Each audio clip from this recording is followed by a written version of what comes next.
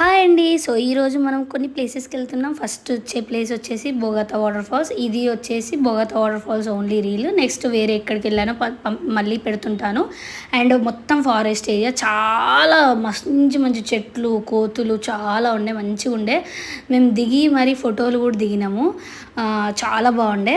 And మధ్యలో మనం వెళ్తుంటే గోదావరి అంటారంట. ఇక్కడ బ్రిడ్జ్ వచ్చేసి ఇది ఇక్కడ కూడా మేము ఆగి ఫోటోలు దిగినాము. మా పిల్లలు ఐస్ క్రీములు తిన్నారు. అలా చాలా జరిగాయి మా కార్లో ఇవి సిచ్యువేషన్స్.